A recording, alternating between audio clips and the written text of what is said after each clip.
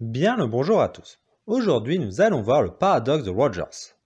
Dans cette vidéo, je vais tout d'abord vous énoncer le paradoxe, puis je vous fournirai la solution pour savoir si c'est une antinomie, c'est-à-dire une preuve d'hypothèse fausse, un paralogisme, c'est-à-dire que le raisonnement n'est pas valide, ou si c'est un waouh, c'est étonnant, c'est-à-dire que la conclusion est correcte malgré son apparence. Si ma dernière intervention était difficile à comprendre, je vous conseille de regarder ma vidéo introductive sur les paradoxes que je vous ai mise en fiche.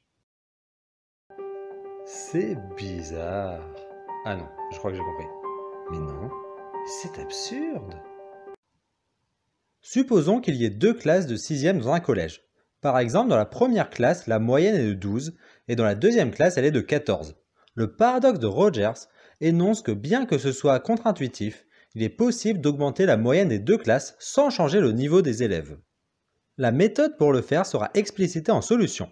Pour l'instant, vous pouvez considérer ce résultat comme un théorème mathématique dont vous ne connaissez pas la preuve. Je vous laisse mettre sur pause pour que vous réfléchissiez à ce paradoxe pour savoir ce qui pose problème. Est-ce que ce sont les hypothèses qui posent problème, le raisonnement qui ne serait pas valide, ou la conclusion qui serait étonnante mais correcte?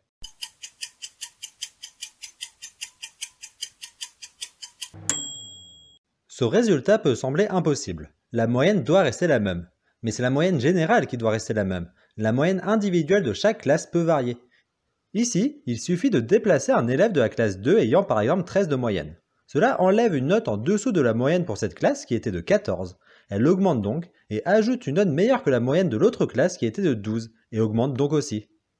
Prenons un exemple de notes. La classe A a les notes 8, 9, 10, 10, 10, 11, 12, 14, 15, 16, 17, ce qui donne bien une moyenne de 12. La classe B a les notes 7, 9, 10, 12, 13, 13, 13, 15, 15, 16, 16, 17, 18, 18, 18, ce qui donne bien 14.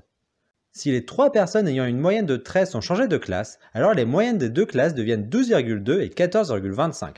Le collège paraît meilleur, mais ne l'est pas réellement. Ce résultat peut se mettre en regard du paradoxe de Simpson. C'est un autre cas où changer la manière de découper permet d'améliorer les résultats des groupes, mais cela sans changer les résultats globaux. Ce résultat est attribué à Will Rogers car il aurait dit « Quand pendant la Grande Dépression, les ouvriers pauvres ont quitté l'Oklahoma pour la Californie, le niveau intellectuel moyen des deux États a augmenté. » Cette vidéo étant maintenant terminée, je vous laisse vaquer à vos occupations. Au revoir.